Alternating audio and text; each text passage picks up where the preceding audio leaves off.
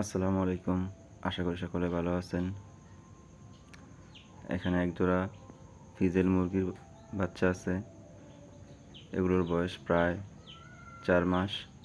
তো যারা শৌখিন মুরগি লালন পালন করে থাকেন তারা চাইলে ফিজেল মুরগি সংগ্রহ করতে পারেন। বয়স অনুযায়ী এগুলির ভ্যাকসিন করানো আছে।